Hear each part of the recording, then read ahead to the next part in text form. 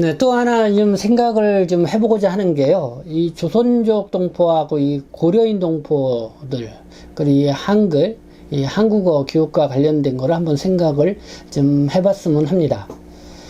이 국내에 체류하고 있는 재동포 중에 가장 많이 차지하는 국적자가 이 중국 국적의 이 동포들이죠. 우리는 조선족 동포들 대략 한 80만 명 이렇게 된다고 볼 수가 있고요.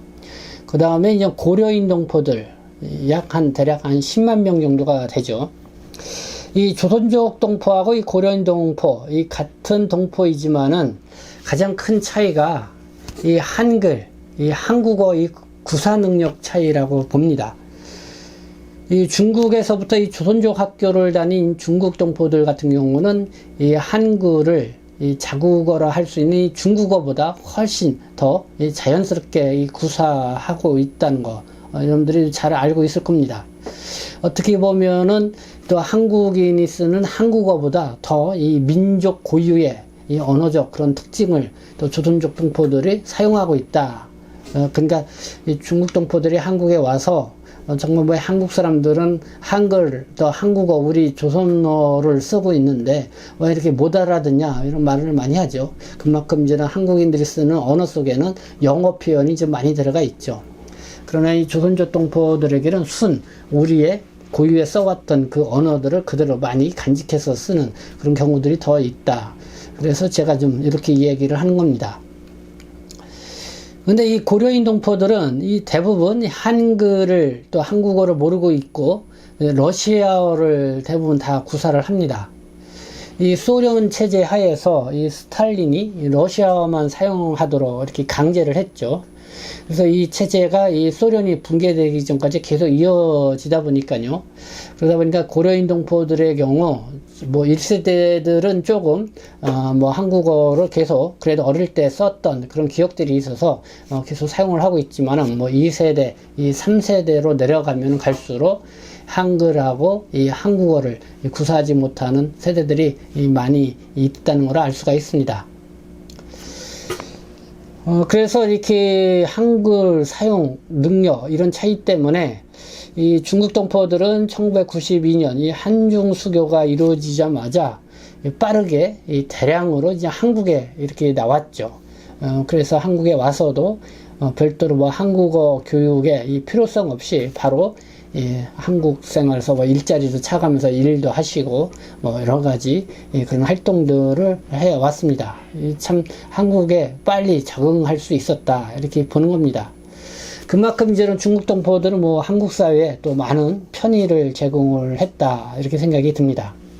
뭐 한국인들이 이 중국어를 몰라도요, 이 중국 동포들이 있었기 때문에 뭐 일도 쉽게 시킬 수 있었던 점도 있었고, 그리고 뭐 중국하고 교류를 할 경우에 이 중국 동포들이 또 그런 역할들을 중간에서 많이 해 주었기 때문에 빨리 이렇게 중국하고의 이 교류가 급성장하는 그런 계기가 되지 않았나 이렇게 생각이 듭니다.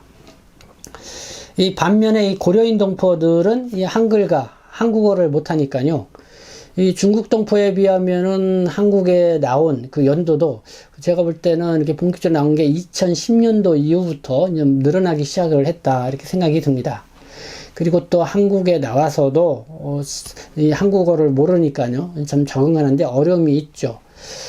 그래서 이런 한글을 아느냐 모르느냐에 따라서 이 한국에서 이 조선족 동포와 이 고려인 동포들의 한국 생활 하는 것을 보면은 상당한 이 차이를 느낄 수 있다, 볼 수 있다 이렇게 생각이 듭니다. 그래서 이 한국에서 이 중국 동포 지원 활동 이 1990년대 후반부터 많이 이루어지기 시작했는데요. 그때 보면은 주로 사기 피해, 뭐 임금체불, 뭐 산업재해, 또 여러 가지 뭐 한국인과 결혼으로 와서 이렇게 왔다가 좀 이렇게 어려움을 겪고 있는 다소 이렇게 인권적인 문제라든가 뭐 이런 부분에 있어서 상당히 지원을 하고 있는 뭐 그런 활동이 이제는 시작이었다고 보면은 고려인 동포 경우는 이 고려인 동포인 경우는 2010년 이후 한글 교육을 시키는 야학부터 이렇게 시작되었다. 지원 활동이 이렇게 시작되었다. 뭐 이런 점도 좀 우리가 차이점으로 느낄 수 있지 않나 생각합니다. 그래서 지금도 이 조선족 동포하고 이 고려인 동포들을 좀 비교해서 생각을 해보면은요, 이 지방자치단체에서 고려인 동포들을 위한 이 한국어 교육 지원에 상당한 관심을 기울이고 있다는 것을 알 수가 있습니다. 그렇지만 이 고려인 동포들이 이 조선족 동포들처럼 한국어를 구사하고 또 한국 사회에 적응하면서 한국인들하고 직접적으로 이렇게 소통하고 그러는 데는 아무래도 이 상당한 시간이 소요되지 않을까 이렇게 생각이 듭니다. 네, 그렇지만은 이 중국 동포들의 경우도 상황이 많이 좀 달라지고 있다 이렇게 생각이 듭니다.